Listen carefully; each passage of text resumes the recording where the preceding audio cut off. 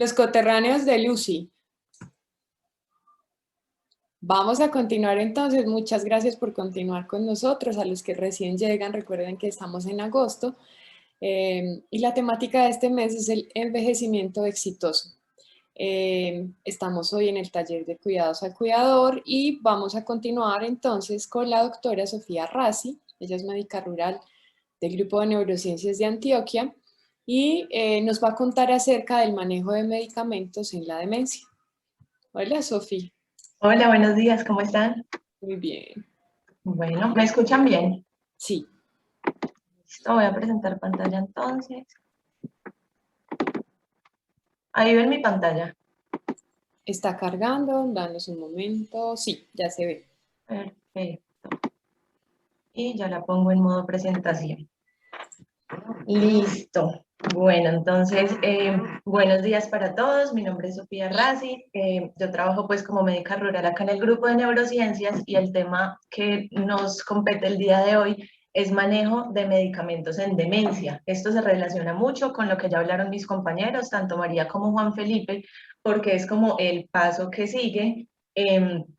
Pues ya el diagnóstico, cuando ya conocemos qué tipo de demencia tiene nuestro familiar y también cuando ya entendemos en qué fase está. Entonces, tenemos para hablar de manejo de medicamentos y también manejo no farmacológico en demencias, tenemos que entender que los síntomas de las demencias son extremadamente distintos y se pueden presentar juntos, como se pueden ir presentando a medida que avanza la enfermedad y también depende del tipo de demencia que tenga nuestro familiar. Como ya les comentó muy bien pues la doctora María, es distinto, por ejemplo, cómo se presenta una demencia vascular, a cómo se presenta una demencia por enfermedad de Alzheimer, a cómo se puede presentar una demencia de Parkinson, por ejemplo. Entonces, vamos a tener problemas cognitivos, en algunos casos, trastornos del comportamiento, como es la irritabilidad, la agresividad, puede haber alucinaciones, puede haber ideas delirantes, que son esas ideas que tal vez puede sentir nuestro familiar o la persona que cuidamos de que tiene miedo, de que le vayan a robar, de que le vayan a hacer daño, que pueden ser ideas no fundamentadas, pero ellos lo sienten así y sus sentimientos y lo que ellos transmiten es real. Trastornos del ánimo, como estábamos hablando ahorita también, pues lo que decimos de dolor en el alma, o apatía, que es eso que nos comentaba la otra persona que escribió ahí, que nos decía que el papá tal vez no quería hacer nada, no quería ver televisión, no quiere pintar, eso probablemente es un síntoma que nosotros llamamos apatía. Trastornos del sueño, como también nos los comentaban ahora, insomnio, levantarse mucho durante la noche, caminar durante la noche, y otras situaciones diferentes a la demencia, porque es importante saber que la persona que nosotros cuidamos o nuestro familiar, además de tener demencia, puede tener otras cosas, es decir, puede ser hipertenso, puede ser diabético, puede tener muchas otras situaciones de salud distintas a la demencia que también es importante que las manejemos. Entonces, hablando de problemas cognitivos y motores, recapitulando un poco lo que ya dijeron mis compañeros, entonces los principales problemas cognitivos son las quejas de memoria, quejas de atención, cambios en el lenguaje, desorientación en el espacio y en el tiempo, problemas para calcular o para leer y escribir, trastornos sensoperceptuales como por ejemplo las alucinaciones, trastornos de la marcha, trastorno del equilibrio, movimientos anormales, mioclonías, que son esos salticos como cuando la persona le brinca la carne, y convulsiones. Respecto a los trastornos del comportamiento, entonces agresividad, irritabilidad, impulsividad, desinhibición, por ejemplo, una persona que antes era muy callada, que era muy tranquila, pero de un momento a otro de pronto le da por hablar con extraños, por invadir las conversaciones de otras personas. También pueden presentar ludopatía, alucinaciones visuales o auditivas, delirios, que son esas ideas no fundamentadas de que de pronto les quieren robar, de que les quieren hacer daño, de que los están persiguiendo, actos ritualistas como prender y apagar la luz muchas veces, doblar y desdoblar la ropa, y trastornos compulsivos. Podemos presentar trastornos del ánimo como euforia, depresión, labilidad emocional, que significa que la persona puede estar muy contenta y a las 2 horas está triste. Afecto pseudovulvar, que es similar, ideación suicida, intentos suicidas, y ahí me faltó la apatía, que es esa falta de motivación para realizar las actividades. Trastornos del sueño, como cambios en el patrón del sueño, trastornos del inicio o mantenimiento del sueño, hipersomnolencia, síndrome de apnea del sueño, trastorno del sueño REM, que es esa persona que en la noche pega puños, patadas, habla dormido como si estuviera viviendo los sueños, y parasomnia. Otras situaciones diferentes a la demencia. Entonces, lo que les comentaba, debemos manejar las comorbilidades de esta persona que nosotros cuidamos o de nuestro familiar, es decir, todas esas otras enfermedades que la persona puede tener, como también estar pendientes, digamos, la progresión rápida o inusual de la demencia, como ya les comentaba María, una demencia que progresa muy rápido, que nosotros vemos que la persona empeora de un momento a otro, pues entonces este es un síntoma inusual en el que debemos consultar. También las infecciones, debemos aprender a manejarlas y saber cuándo consultar a urgencias, cuándo pedir una cita prioritaria, porque las infecciones también van a hacer que aumenten todos estos síntomas de ánimo y de comportamiento. Los traumas, es decir, las caídas, las fracturas, todos estos síntomas asociados van a aumentar la progresión de la demencia. Entonces, importante saber que hay dos pilares fundamentales en el manejo de las demencias. No solo están los fármacos, también está el manejo no farmacológico. Entonces, tenemos que tener en cuenta que hay diferentes tipos de demencia, como ya pues les había comentado María. Y también tener en cuenta que dentro del mismo tipo de demencia, es decir, dentro de todas las personas que sufren enfermedad de Alzheimer, igualmente cada caso es diferente. Tener muy en cuenta eso. Si mi vecina tiene Alzheimer y diagnosticaron a mi mamá con Alzheimer, puede que la presentación y los síntomas de mi vecina sean distintos a los síntomas y a la presentación de mi mamá. Y por eso el manejo, aunque pueda que sea similar en algunas cosas, también va a ser diferente en otras. Entonces, entender que es importante siempre consultar e individualizar cada caso. Entonces, también debemos tener muy en cuenta que las enfermedades neurodegenerativas son enfermedades en el momento irreversibles e incurables. ¿Qué quiere decir esto? Que yo debo tener muy en cuenta cuáles son mis objetivos de manejo, porque la enfermedad pues no se va a curar del todo. Entonces debo tener en cuenta cuáles son los objetivos de mi tratamiento y cuáles son mis expectativas, las que yo tengo como cuidador. Entender que hay mucho que yo puedo hacer, porque ya Juan Felipe les comentó todo lo que podemos hacer en cada fase de la demencia. Yo también les comentaré otras cosas que podemos hacer. Entonces, como ustedes ven, hay muchísimas cosas que podemos hacer, pero siempre debemos tener las expectativas y los objetivos claros y entender hasta dónde puedo llegar yo como cuidador y no estresarme, ni obsesionarme, ni sufrir cuando tal vez las cosas no salen como yo quiero. El hecho es hacerlo lo mejor que puedo.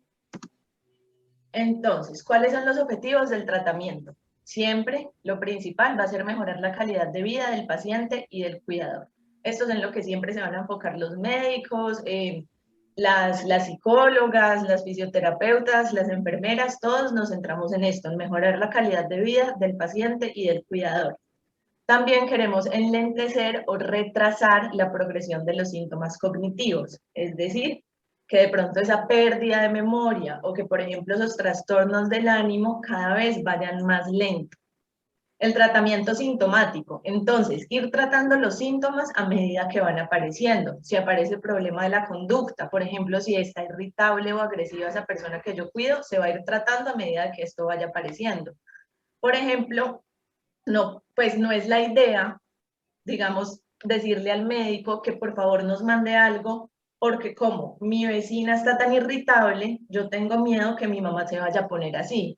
Es entendible, a todos nos da miedo lo que pueda llegar a suceder, pero la idea es que nosotros vamos a ir tratando los síntomas a medida que aparecen. Si mi mamá no está irritable en el momento, no hay necesidad de darle un medicamento para la irritabilidad. También podemos tratar los trastornos del ánimo y los trastornos del sueño. Y es súper importante combinar estrategias de manejo no farmacológico y manejo farmacológico. La idea es que estas van siempre de la mano. Entonces, ¿qué tenemos para el manejo no farmacológico? Tenemos actividad física, estimulación cognitiva y nutrición saludable. Estos son como nuestros 3 pilares.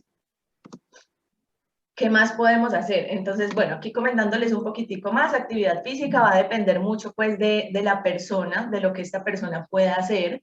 lo que les comentaba Juan Felipe, por ejemplo, de la fase de la demencia en la que se encuentra. Por ejemplo, si es una demencia leve, la persona nos va a entender.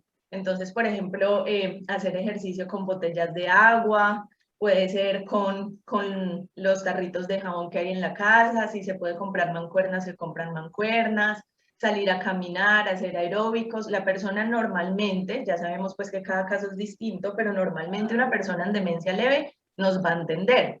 Ya una persona que va avanzando, ya está en demencia moderada, tal vez ya le van a servir ejercicios de motricidad más gruesa, que no tenga que esforzarse tanto. Por ejemplo, salir a caminar, estaría perfecto. Y una persona de pronto ya postrada en cama, no le van a servir los ejercicios activos, sino los ejercicios pasivos, que de esto nos puede servir mucho pues la guía de una persona con conocimiento en esto, algún fisioterapeuta que nos enseñe a hacerle ejercicios en cama. Lo mismo con la estimulación cognitiva, dependiendo de la fase en la que se encuentre, nosotros podemos consultar con psicólogas especialistas en estimulación cognitiva para que dependiendo de la fase en la que esté, nos ayude a hacer un plan de estimulación cognitiva para la persona. Dependiendo de lo que más le guste, como les decía Juan Felipe, si le gusta ver televisión, hacer un resumen de lo que vio. Si le gusta pintar mandalas, entonces pintar las mandalas, siempre dependiendo de lo que a la persona le guste e individualizando el manejo. Y la nutrición saludable, esto sí aplica pues para todos, tenemos pues muy claro que hay que bajarle a la grasa, al dulce, a las bebidas azucaradas. Si la persona consume alcohol o fuma cigarrillo, ir intentando bajar el consumo de estas sustancias. Y sobre todo, importante, consultar con nutrición, más que nada cuando vemos que la persona está perdiendo peso. Si vemos que la persona está perdiendo peso, está perdiendo masa muscular, probablemente va a requerir algún suplemento nutricional o una dieta específica, y para eso tenemos nutricionistas que son pues especialistas en el tema de la nutrición en pacientes con demencia. ¿Qué otra cosa debemos hacer en el manejo no farmacológico? Un buen control y seguimiento de otras enfermedades. Si mi familiar o la persona que yo cuido con demencia fuera de eso tiene la hipertensión por las nubes o tiene la diabetes muy descontrolada, esto va a favorecer a que aumenten los síntomas de la demencia, va a favorecer a que la persona esté más irritable, a que de pronto la persona esté todo el día cansada. Es normal, cualquier persona, incluso sin demencia, por ejemplo, si tiene la tiroides alterada, se va a sentir diferente a cómo se sentiría si tiene sus comorbilidades controladas. Por otra parte, intentar disminuir el número de medicamentos en lo posible. Y esto no significa que yo le voy a ir quitando medicamentos, pues el que se me ocurrió porque de pronto tiene muchos, sino que la idea es que con ese médico de confianza, el médico de cabecera que conoce a la persona, ir preguntándose qué medicamento necesita, cuál no. Digamos, nosotros hemos visto mucho en nuestros pacientes, sobre todo en los pacientes en una demencia severa, los que visitamos en casa, que antes eran hipertensos. Y cuando nosotros vamos y se le toma la tensión varias veces, resulta que la tensión está más bien bajita. Y digamos, una tensión bajita en estos pacientes nos aumenta, por ejemplo, el riesgo de caídas, nos aumenta el riesgo de que la persona esté más desorientada. Entonces, ir mirando con el médico qué medicamentos de pronto ya no necesita. Digamos, nosotros hemos retirado muchas veces esos medicamentos de la hipertensión cuando vemos que ya no se requieren. Eso sí, siempre con un acompañamiento, siendo muy responsables, y la idea es que tengan los medicamentos que necesitan en el momento. Como una persona no es estática, como nosotros todos los días vamos cambiando, es ir haciendo una valoración más o menos cada 3 a 6 meses para ver qué se le deja, qué se le puede quitar o incluso qué se le puede poner si es necesario ponerle algo. Otra cosa es ser muy juiciosos con el horario. ¿Listo? Muchas veces hay medicamentos que nos funcionan mejor en el día, hay otros que funcionan mejor en la noche porque, por ejemplo, nos ayudan a dormir, hay otros que se absorben mejor con el estómago vacío. Entonces, siempre tener muy claro eso y preguntar. Aprovechar el tiempo en consulta o aprovechar el tiempo cuando el médico va a la casa y preguntar todo.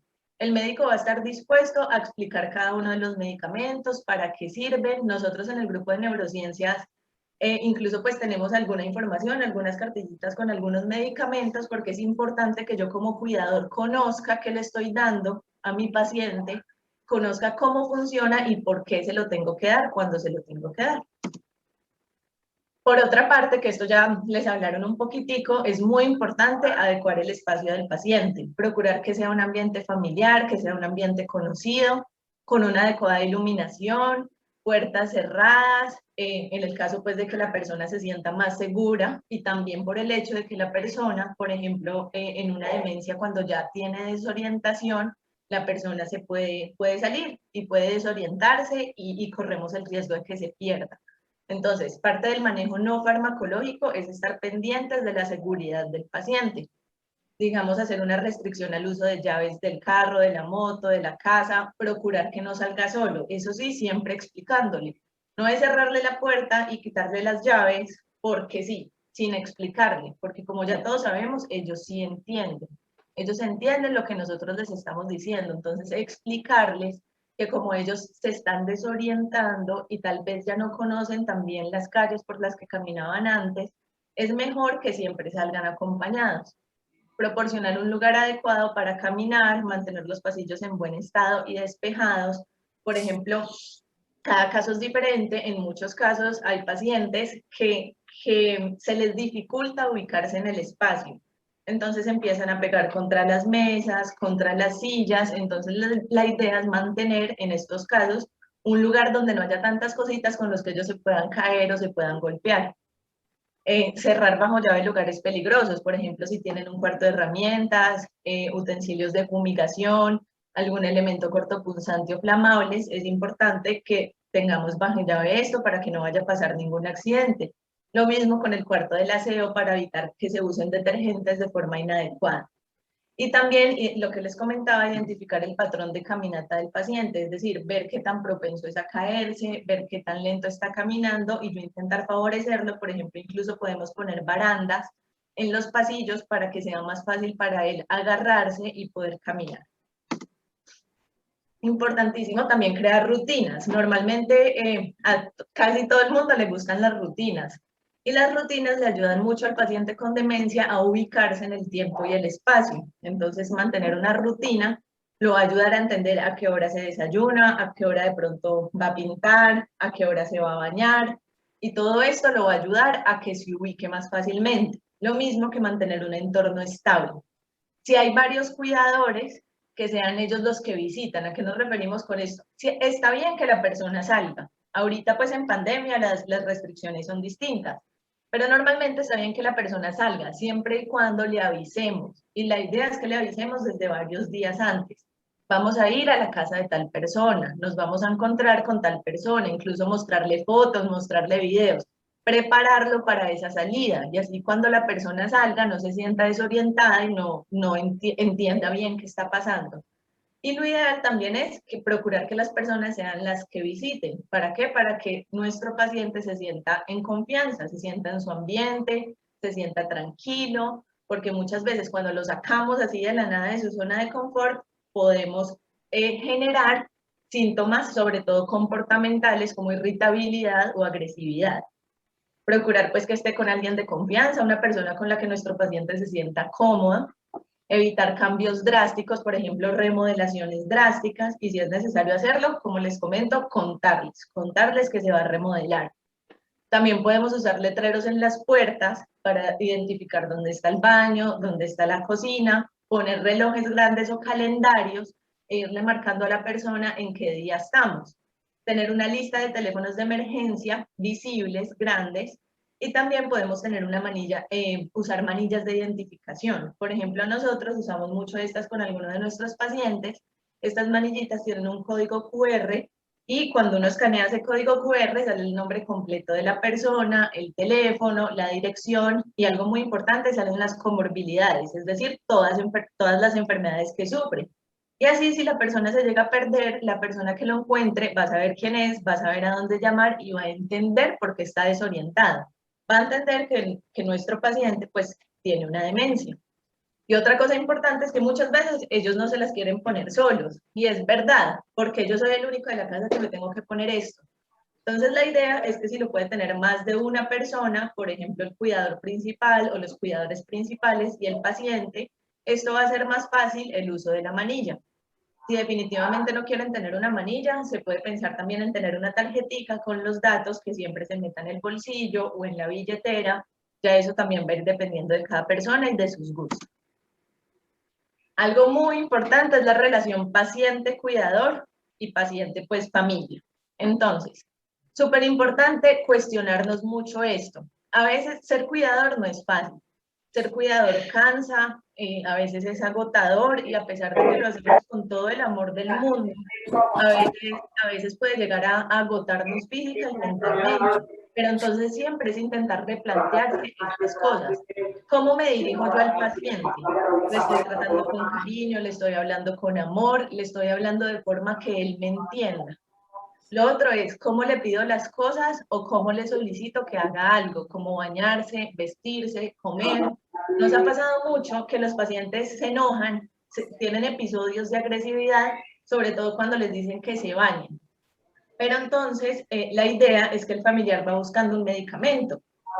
Uno normalmente piensa, bueno, si él se irrita, tenemos que darle un medicamento para que mejore, pero a veces no se necesita un medicamento. A veces es identificar cuándo se irrita y por qué se irrita. Si mi familiar se irrita siempre cuando se va a bañar, yo debo empezar a identificar, de pronto es que no le está gustando la forma en que yo le estoy ayudando a bañarse, de pronto es que no está cómodo en la ducha, de pronto es que se siente inseguro y cree que se va a caer, cualquier cosa. Entonces es intentar identificar esos patrones, o si siempre se pone bravo cuando yo le voy a dar algo de comer.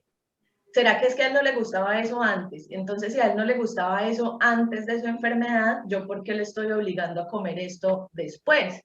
Entonces, eso es importante, identificar qué le gusta a él, cómo le gusta vestirse, en un lugar que se sienta cómodo, porque la persona sigue siendo la misma persona que era antes.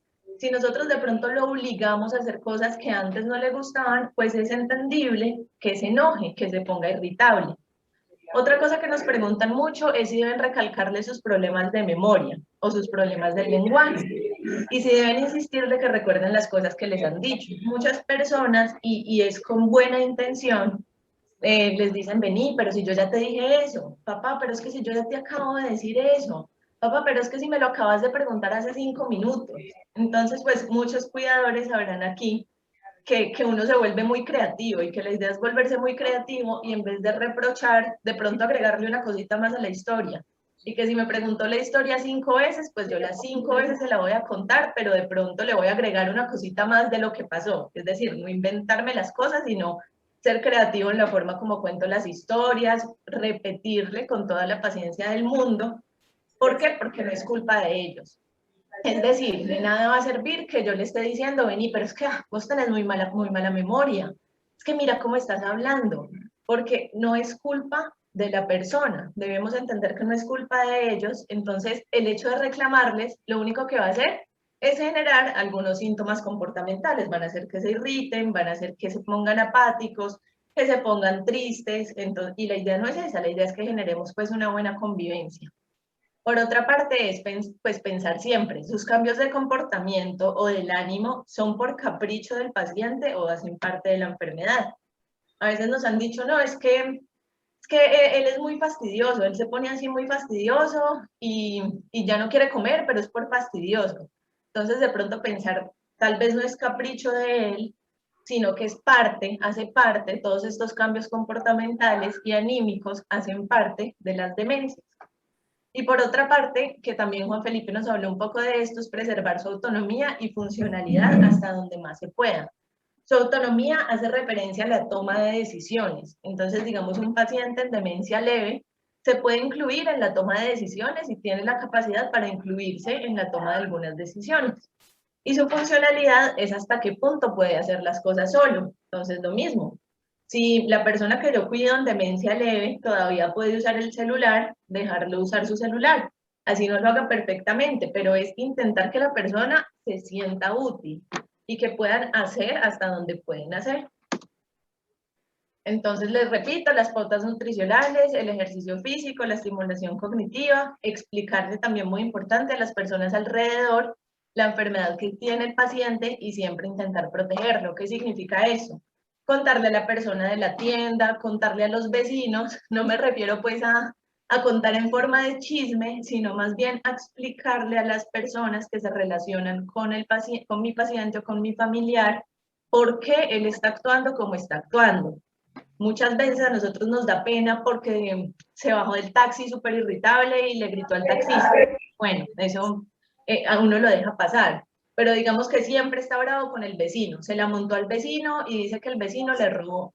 Pero bueno, explicarle al vecino que eso se llaman ideas delirantes, que esas ideas delirantes hacen parte de la enfermedad de nuestro familiar, que no es que él, no es que él de verdad crea que el vecino es un ladrón, sino que su enfermedad le hace creer esto. Y así las personas de nuestro entorno van a ir entendiendo qué pasa y asimismo nosotros vamos a proteger a nuestro paciente de que no lo vayan a maltratar por cosas que no son su culpa. Evitar sobreestimular o subestimular, adecuar el ambiente, mantener las rutinas y la manilla de identificación que ya les había comentado. Ahora, entonces, ya hicimos como un resumen de toda la parte no farmacológica, que suele ser la más importante. Y luego vamos a la parte del manejo farmacológico. Entonces, lo mismo, les repito, el tratamiento es individual. Lo que le sirvió a mi hermana o a mi vecina, tal vez no es lo que le va a servir a mi mamá, a mi papá. Cada caso es distinto. Por eso siempre es importante seguir las indicaciones del médico tratante e informar en caso de presentar eventos adversos. Esto es muy importante. Nosotros, por ejemplo, en el grupo de neurociencias siempre estamos dispuestos a escuchar, a recibir llamadas, a saber qué fue lo que pasó con algún medicamento. La idea es que nos cuenten si pasó algo grave y si nosotros consideramos, vamos a decirle a la persona que se vaya a urgencias, por ejemplo. Si nosotros consideramos que no es tan grave, dependiendo de qué medicamento se le está dando, les vamos a dar las indicaciones de cómo ir bajando y cómo ir suspendiendo el medicamento. Entonces es importante tener una buena relación médico-paciente y siempre informar en caso de que algo esté pasando con algún medicamento. Entonces, ¿qué tenemos nosotros en este momento? Tenemos un grupo de medicamentos que se llaman antidemenciales.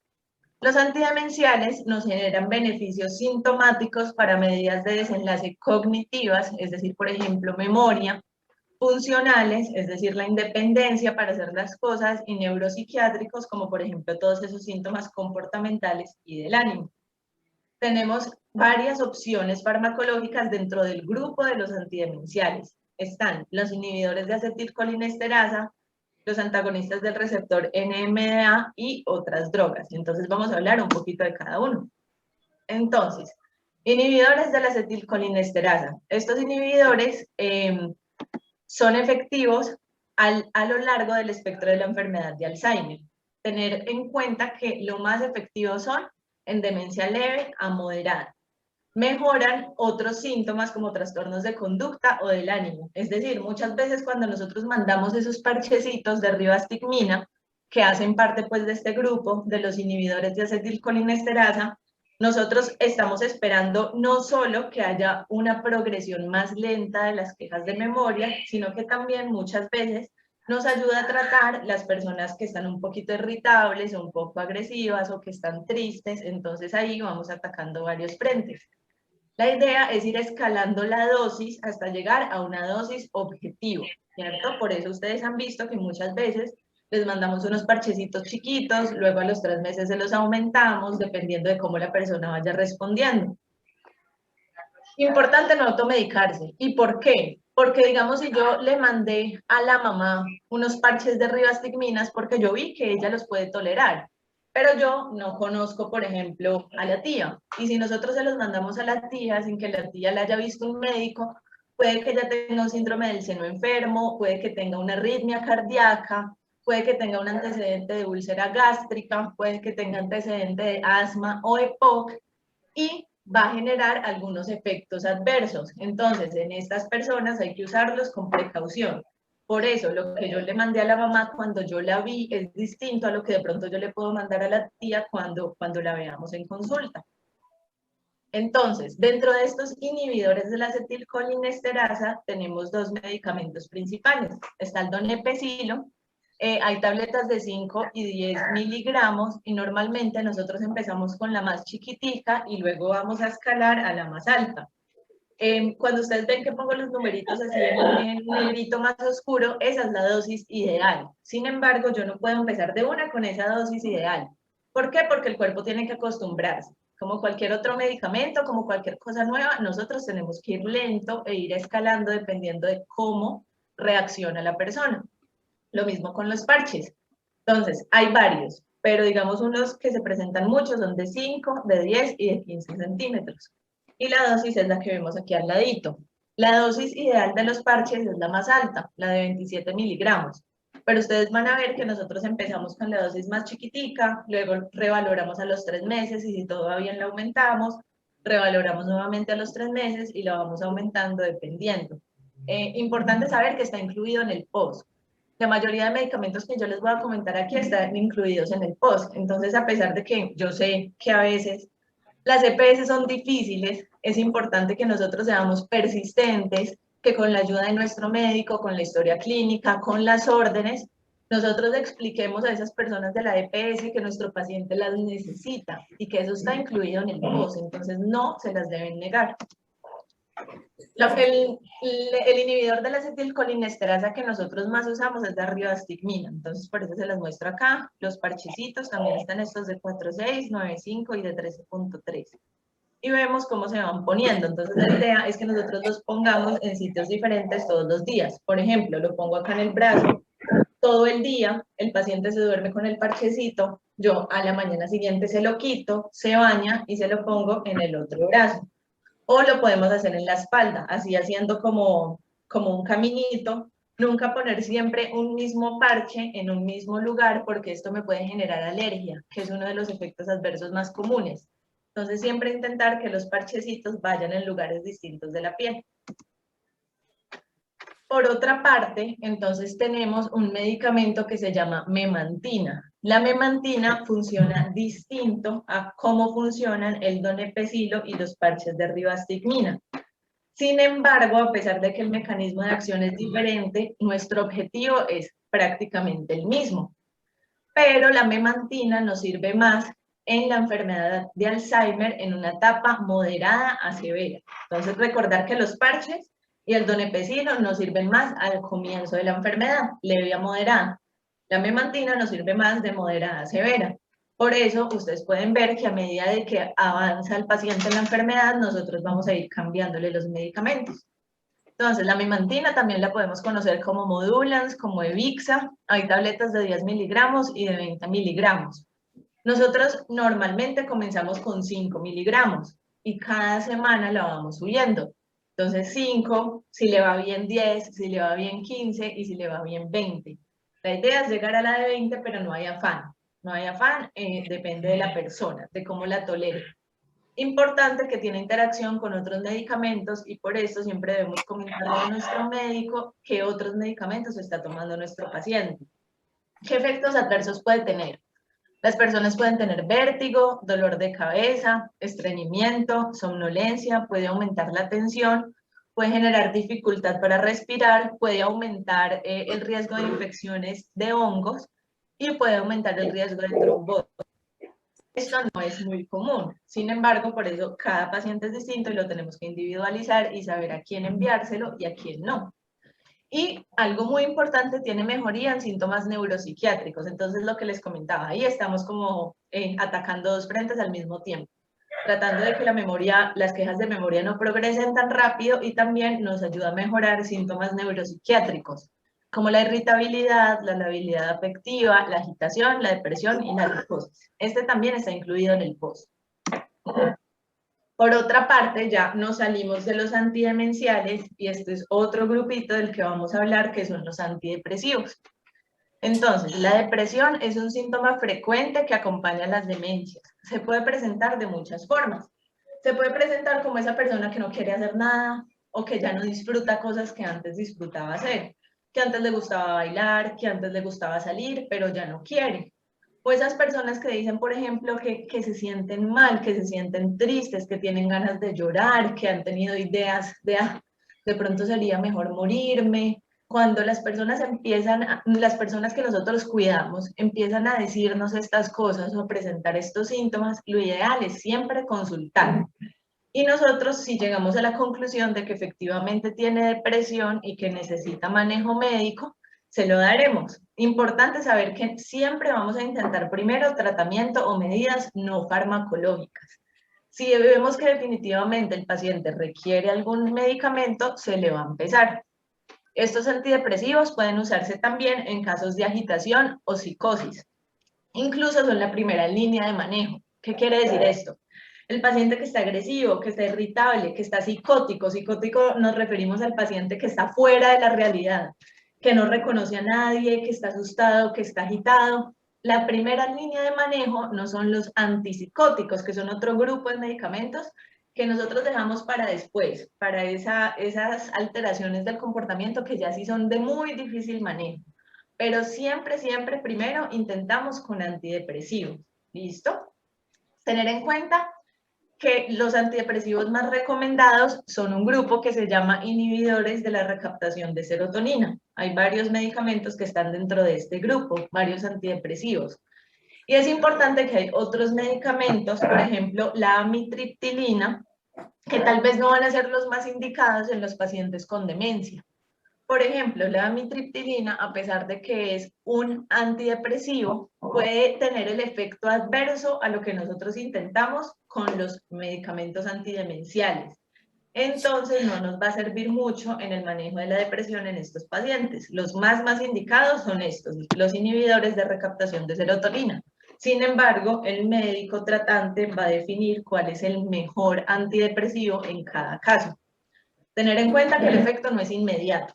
Yo no me voy a tomar el primer antidepresivo y me voy a sentir mejor. Tenemos que ser constantes. Tenemos que explicarle al paciente que se va a demorar en tener un efecto. Se puede demorar más o menos de 2 a 4 semanas. Entonces tenemos que tomárnoslo juicioso a la hora que es para nosotros lograr ver un efecto. Otra cosa es no suspender pese a mejoría. Decir como, esta sertralina me cayó buenísima, ya me siento súper bien, entonces la voy a suspender. ¿Por qué? Porque entonces antes, todo eso que nosotros hicimos hasta el momento, todo lo que logramos, se va, por así decirlo, a desmoronar.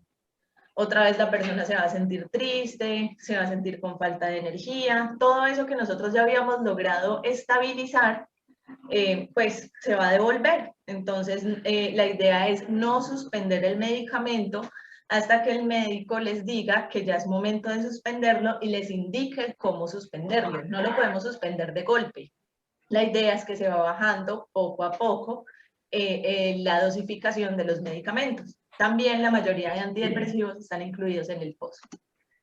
El que más mandamos nosotros es la sertralina. Hay muchísimos, pero esta pues es la que normalmente es más indicada en la mayoría de pacientes. Hay tabletas de 50 y de 100 miligramos. Subimos la dosis de forma paulatina. Iniciamos normalmente con poquito, con 12.5 miligramos o con 25 miligramos cada día. Y según el objetivo terapéutico, es decir, si queremos atacar solo la parte del ánimo o si queremos atacar la parte del ánimo y el comportamiento, vamos a ir llegando hasta 50 o 100 miligramos al día, siempre bajo supervisión médica, y se debe retirar cuando hayamos logrado un buen control de los síntomas, pero cuando el médico lo indique y de la forma en que se los indiquemos para lo que les comento, para no dejar atrás todo el trabajo que ya habíamos ganado. Otro grupito de medicamentos, entonces ya vamos, los antidemenciales, los antidepresivos y este tercer grupito que también es importante son los antipsicóticos. Tienen indicaciones cuando hay síntomas psicóticos refractarios, entonces eso es lo que les comentaba, esta es como nuestra última opción. Cuando la persona ya no sabemos cómo controlarla, a pesar de que hemos intentado todo lo no farmacológico y también hemos intentado, por ejemplo, los antidepresivos.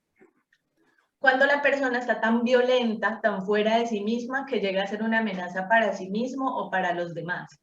Y cuando los otros tratamientos han sido ineficaces. Importante saber que no son medicamentos para dormir.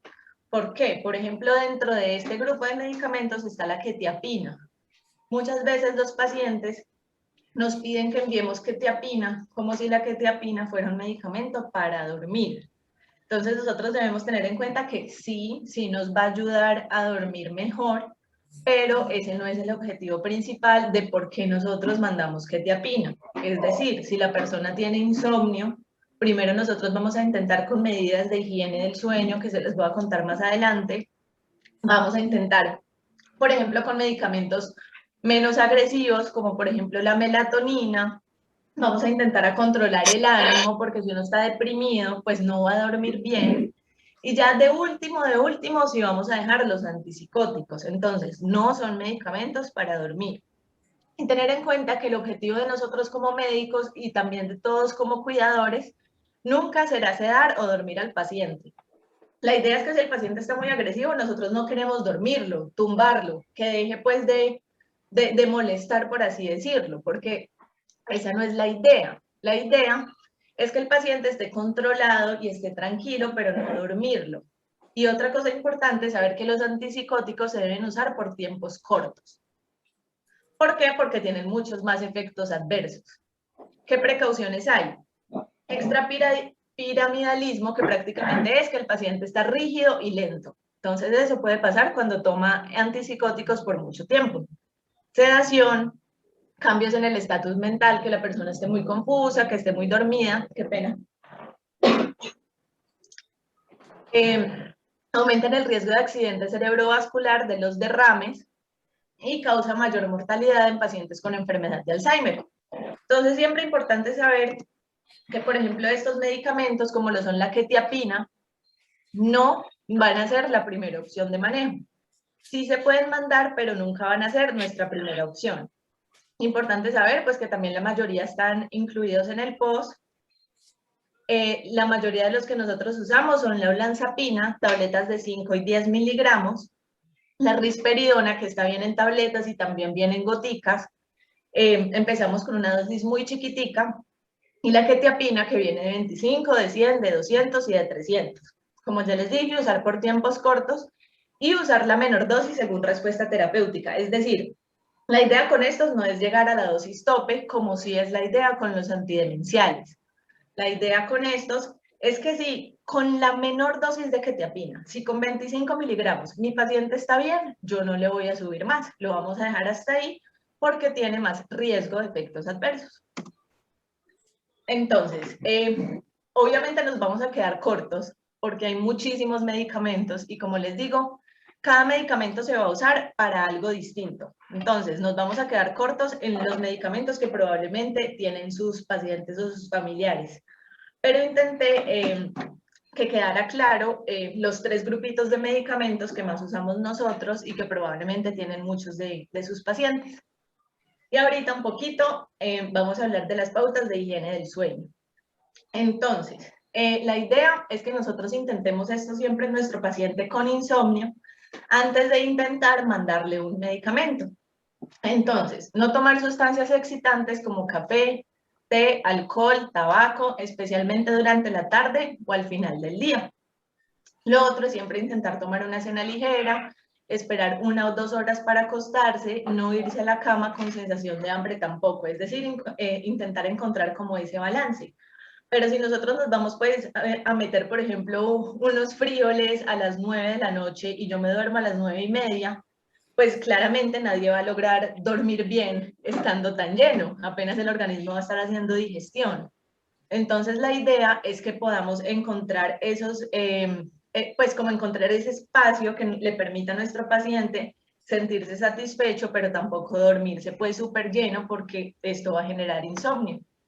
Por otra parte, realizar ejercicio físico, pero evitar hacerlo a última hora del día. ¿Por qué? Porque esto va a activar el organismo, esto va a hacer que la persona esté en constante agitación, y si nosotros hacemos ejercicio, por ejemplo, a las 6 de la tarde, 7 de la noche, y nos intentamos dormir a las 8, probablemente no lo vamos a lograr porque vamos a estar muy activos por todas esos neurotransmisores, esas sustancias que secreta nuestro cerebro cuando hacemos ejercicio. Por otra parte, evitar siestas prolongadas, es decir, no más de 20 a 30 minutos. Y nunca por la tarde-noche. ¿Por qué? Pues porque el cuerpo de la persona se va a sentir descansado y no va a sentirse lo suficientemente cansado como para dormir bien cuando está en la noche, y se vuelve un círculo vicioso. no duermo bien de noche, hago siesta en el día, me acuesto tarde y así sucesivamente y nunca voy a lograr tener un sueño reparador. Por otra parte, si se está tomando medicación, hay que tener en cuenta que algunos medicamentos pueden producir insomnio. Entonces, por eso les digo que es muy importante siempre preguntarle al médico, ¿cómo funciona este medicamento? ¿Qué le está haciendo a mi paciente? Si yo veo que le estoy dando un medicamento por la noche y ese medicamento lo mantiene muy activo, probablemente es que ese medicamento lo debe tomar por la mañana. Por ejemplo, para darles un ejemplo, la sertralina. La sertralina se debe tomar en la mañana, porque si la tomamos en la noche, probablemente nos va a generar pues alteraciones del sueño. ¿Listo? Por otra parte, mantener horarios de sueño regulares. Qué pena. Gracias. Entonces, mantener horarios de sueño regulares, es decir, lo que hablábamos de siempre tener como un horario específico. Acostarme a la misma hora, levantarme siempre a la misma hora. Y si la persona no consigue conciliar el sueño en unos 15 minutos, la idea es salir de la cama, relajarse en otro lugar y luego volver a la cama cuando aparezca el sueño. ¿Por qué? Porque así yo le estoy diciendo a mi cerebro, entrenándolo, para que él sepa que la cama es para dormir, que si yo no tengo sueño, yo no voy a estar en la cama. La cama no es para trabajar, la cama no debería ser incluso para ver televisión, la cama debería ser para dormir. Y así mi cerebro entiende que cuando está en la cama tiene que dormir. Evitar la exposición a luz brillante a última hora de la tarde y por la noche si existen problemas para conciliar el sueño. ¿Por qué? Porque hay una hormona que se llama la melatonina. Esa hormona es la que nos ayuda a nosotros a dormir bien. Y se empieza a secretar más o menos a las 5 o 6 de la tarde cuando nosotros nos estamos preparando nuestro organismo ya para dormir. ¿Qué pasa? Si yo estoy pegado a la tablet, si yo estoy pegado al celular, si yo estoy pegado al televisor, la luz hace que mi cerebro no secrete melatonina de forma adecuada. Si mi cerebro no secreta melatonina, a mí no me va a dar sueño. Entonces, por eso debo evitar tener pues todos estos aparaticos 1 o 2 horas antes de dormir. Y no realizar tareas en la cama que implican actividad mental, lo que les comentaba, si yo uso la cama para leer, para trabajar, para ver televisión, yo no voy a adecuar a mi organismo a que entienda que cuando estoy en la cama debo dormir. Es imprescindible mantener un ambiente adecuado que favorezca y ayude a mantener el sueño, temperatura adecuada, evitar ruidos, colores relajantes, cama cómoda y siempre lo que a mi paciente le guste más. Tener en cuenta sus gustos de antes. Si a mi paciente siempre le han gustado las paredes pintadas de azul, yo de un momento a otro, cuando él, por ejemplo, ya está en una demencia leve o moderada, la idea no sería pintárselas de rojo. Decir, es que él ya no se da cuenta de qué color son las paredes. Probablemente sí se da cuenta. Y es lo mismo, si a él antes le gustaban de un color, dejárselas de ese color. Y si es necesario realizar un ritual, por así decirlo, antes de acostarse, que incluya conductas relajantes, escuchar música, lavarse los dientes, darse una ducha, hacer un masaje, cualquier cosa que nosotros sepamos que le gusta a nuestro paciente y que va a generar que se relaje y pueda dormir mejor.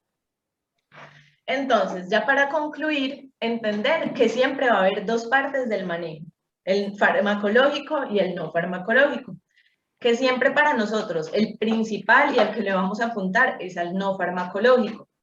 Cuando hemos intentado todo y vemos que definitivamente se necesitan medicamentos, se van a dar, pero se va a dar el manejo farmacológico, pero siempre junto con todas estas medidas no farmacológicas. Importante siempre combinar estas dos estrategias y súper importante cuidar al cuidador. Como ya les hemos hecho mucho énfasis, cuidar es muy gratificante, pero también cuidar cansa bastante. Si nosotros no estamos bien como cuidadores, si nosotros no estamos tranquilos, si nosotros no nos hacemos cargo de nuestras propias comorbilidades, es decir, de mi hipertensión, de mi diabetes, de mi tiroides baja, de mis triglicéridos altos, si yo no me siento bien, yo no voy a poder proporcionarle el cuidado adecuado a la persona que depende de mí. Entonces, siempre intentar nosotros estar bien para que la persona que nosotros cuidamos también esté bien. Finalmente, entonces, dejarles esta frasecita que incluso no es solo para el Alzheimer, sino para todas las demencias. Entonces, las demencias borran la memoria, pero no los sentimientos. Siempre tenerlo muy en cuenta. Y con esto terminamos. Muchas gracias. Bueno, Sofía, muchísimas gracias por la intervención y por tan valiosos aportes a los que has hecho el día de hoy. Por acá nos dicen que qué belleza de frase, que muchísimas gracias por todo lo que nos has brindado.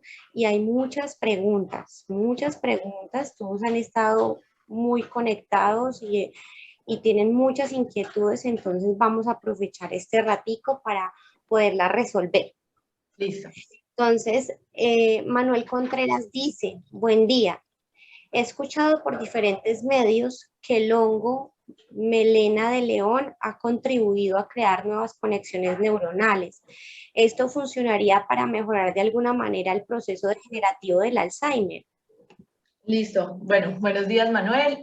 La verdad, yo no había escuchado acerca de esta terapia, entonces no sabría decirte qué tanta información científica o qué tantas publicaciones hay al respecto, pero sí conozco varias terapias que son, por así decirlo, naturales, por ejemplo, con lavanda, por ejemplo, con manzanilla, que más que ayudarnos a generar nuevas conexiones neuronales, nos ayudan con el manejo de los síntomas psiquiátricos y conductuales.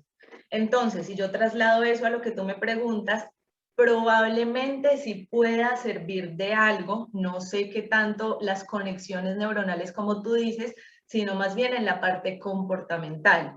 Sin embargo, importante siempre consultar con una persona que sepa del tema y en caso de que no la sepa, por ejemplo, yo que no tenía conocimiento de este hongo, siempre el médico debe buscar, actualizarse y cuando tenga la información, dártela. Es decir, no empieces la terapia, sino que si quieres, nosotros podemos buscar al respecto, incluso dejarlo como en una publicación o si quieres dejar tu número, te podemos mandar información al respecto. ¿Listo? Entonces, probablemente las terapias naturistas sí sirven, dependen de cada paciente, pero siempre iniciarlas cuando tengamos un buen conocimiento del tema. Muchas gracias, Sofía. Te voy a dar otro aporte aquí de Solay León.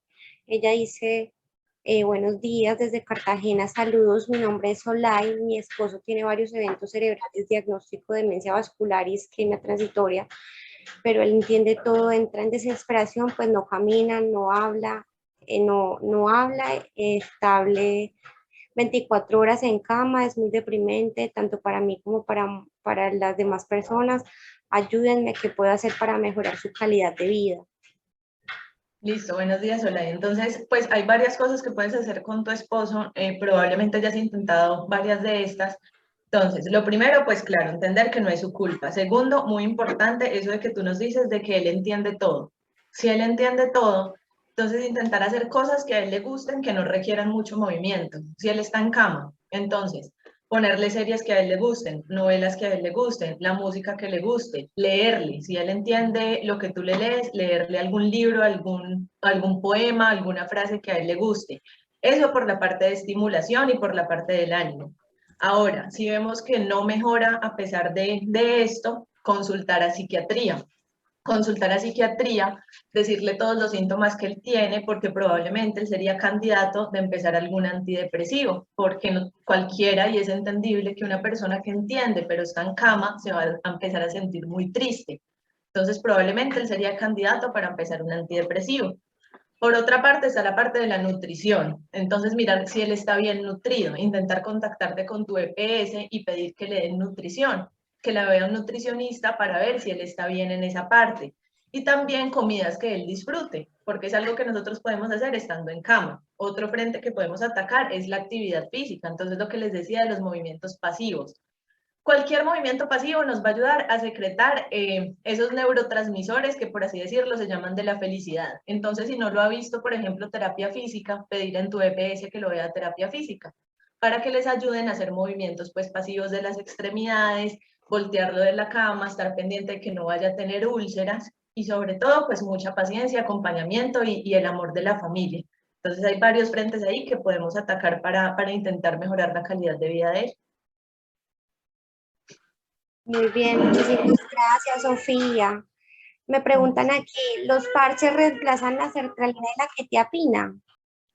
No, los parches sí nos pueden ayudar a controlar aquellos síntomas del ánimo y del comportamiento que controlan la sertralina y la quetiapina. Sin embargo, puede que a pesar de que nuestro paciente tenga parches, esos síntomas sean tan fuertes que necesite otro medicamento aparte. Es decir, yo como médico puedo empezar solo con los parches y ver qué pasa, ver si mejora del ánimo. Pero si definitivamente a pesar de tener los parches no mejora del ánimo, probablemente sea necesario empezarle otro medicamento. Por eso tú vas a ver muchos pacientes que van a tener los parches, la sertralina y la quetiapina. Probablemente fue porque no se reemplazan, sino que se intenta empezar con los parches solamente a ver cómo nos va, pero a veces es necesario empezar otros medicamentos. Listo, mira, aquí hay otros aportes, ¿cierto? Una persona de 86 años hace un tiempo, de más o menos un año, tiene el sueño cambiado, no duerme en la noche, en el día donde se siente se duerme. No ha sido posible mejorar su sueño a pesar de la medicina que el neurólogo le receta. ¿Qué se puede hacer? Listo, entonces primero entender que siempre un adulto mayor, normalmente los adultos mayores van a tener trastornos del sueño. Segundo, todas esas pautas de higiene del sueño que ya comentamos. Entonces, darle un té de manzanilla en la noche, intentar que no vea televisión una horita antes de irse a dormir, que haga actividad física, pero en el día. Darle una comida ligera, que no se vaya a acostar lleno. Todas esas cositas de pautas de higiene del sueño van a servir mucho. Por otra parte, pues no conozco qué medicamento le está dando el neurólogo, pero tal vez podría sugerirle al neurólogo si lo puede remitir a un especialista del sueño. Si a pesar de todo el manejo óptimo que le está dando neurología, ves que él no logra dormir, probablemente un especialista del sueño o un psiquiatra también sería un muy buen especialista que pudiera verlo e intentar manejar el problema muy individualizado. No, pues Sofía, muchísimas gracias por todos estos aportes. De verdad que hay muchísimas preguntas. Mira, aquí tenemos la pregunta de Beatriz que dice que por la pandemia mi papá entró en una depresión y el médico le ordenó sertralina antes de acostarse. ¿Se le debe dar en la mañana mejor? Listo, entonces primero me parece muy interesante que digas eso de la pandemia porque es algo que nos ha pasado a muchas personas y que le ha pasado a muchos pacientes. La pandemia por la falta de interacción social, porque estamos encerrados, por todo lo que esto conlleva, ha causado que muchos de nuestros pacientes se depriman. Entonces, pues importante saber eso. Y segundo, siempre lo ideal es que tú consultes con tu médico de cabecera, sin embargo, yo sí te recomendaría que empieces la sertralina en la mañana, pero consúltalo. Di que estuviste acá en esta charla, que escuchaste una charla pues de fármacos y que quedaste con la duda de si lo puedes empezar mejor en la mañana. Yo te aconsejaría que sí, pero como el doctor que está viendo a tu familiar es la persona más idónea, por así decirlo, para decirte tal vez por qué no se lo empezó de esa forma y porque conoce más a tu familiar. Listo. Mira, por aquí tenemos a Joneisy Pérez, dice buenos días. Mi mamá hace una semana comenzó el ácido valproico debido que comenzó a convulsionar y hemos visto desmejoría. ¿Es por la etapa o qué es lo que produce los síntomas? Gracias. Listo, entonces como habíamos hablado en la charla, siempre es súper importante que cada vez que ustedes vean un efecto adverso le comenten al médico.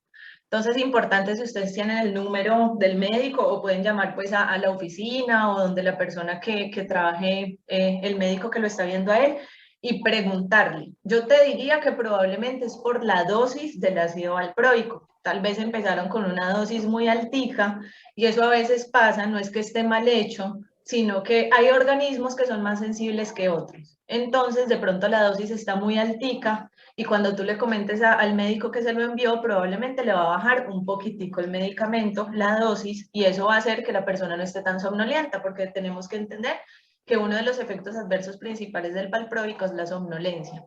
Y por otra parte, también tener en cuenta que a eso sí se le puede estar juntando una progresión de la enfermedad. Pero si tú ves que fue justo con el inicio del valproico, sí es importante que lo comentes y mirar si de pronto se le puede bajar un poquitico a la dosis. No, Sofía, muchísimas gracias de verdad por todos esos aportes. Te voy a Con mucho comentar gusto. este último caso que es de Lina María González, dice cordial saludo. Me pareció un aporte muy interesante porque dice que hay una debilidad en nuestro sistema de urgencias y en las entidades y las clínicas. Se trata de escasez de personal de profesionales en psiquiatría y cuando ingresa un paciente a urgencias con los síntomas de demencia o alguna patología asociada, se le dificulta la atención prioritaria en este sentido. ¿Cómo podemos unificar esta conexión médico-triaje con especialistas para estos tipos de casos? Gracias atentamente, Lina María, que es voluntaria profesional en salud. Lina, pues antes de que conteste Sofía, pues quería contarte que el mes pasado precisamente nosotros hicimos un simposio más dirigido a la parte académica, a los profesionales de la atención primaria en salud, como para que ellos puedan afinar conceptos relacionados con la demencia y como con todos los aspectos y cambios que pueden presentar los pacientes y teniendo en cuenta que les puede llegar y puede ser muy común que encuentren un perfil en la atención primaria de estos casos de demencia. No sé si Sofía, doctora, quieres hacer otro aporte adicional a la apreciación de Lina. Sí, Lina, muchísimas gracias. Es verdad lo que dices y es muy triste porque se dificulta la atención para nuestros pacientes con demencia y pues esto ya debería cambiar. Entonces sí, me uno pues a lo que dijo Diana. Creo que una de las principales cosas que podemos hacer es educación y educación sobre todo también al personal de salud. Explicar desde qué se tratan las demencias, por qué los pacientes se comportan como se comportan, poderles explicar cuáles son los principales síntomas de la demencia, es decir, que todo el que esté en atención primaria en salud sepa identificarlas de forma rápida y sepa qué situaciones son de urgencias y cuáles no. Entonces yo creería que es por la parte de educación, educación al personal en salud, que es lo que nosotros estamos haciendo. También nos podemos unir con otras instituciones y entre más nosotros estemos divulgando esto, más vamos a lograr que las personas tengan conciencia de estas enfermedades y sepan cómo actuar frente a ellas cuando les llega un paciente. Muchísimas gracias, Sofía, por acompañarnos en esta jornada del día de hoy. De verdad que es muy importante el aporte que todos hacemos, no solamente las personas que investigan estas enfermedades, los profesionales de la salud, sino ustedes mismos se vuelven voceros de estas enfermedades para que cada vez le hagamos más ruido y las entidades que deben de verdad ponerle más atención lo hagan. Entonces, en esa tarea estamos y esperamos que poco a poco así sea. Entonces, Sofía, nuevamente muchísimas gracias. Hoy pues contarles y recordarles que tenemos nuestras redes sociales, estamos conectados a través de Facebook Live, el Facebook del grupo es Grupo de Neurociencias de Antioquia, para que ustedes se conecten y puedan saber de todas las noticias o actividades que vamos a hacer posteriormente. En el mes de septiembre vamos a tener el mes dedicado al Alzheimer y vamos a tener unas actividades muy interesantes para que se conecten y estén atentos a nuestras noticias. Entonces, nuevamente, Andrea, te doy paso para que nos ayudes a invitar a nuestra siguiente ponente.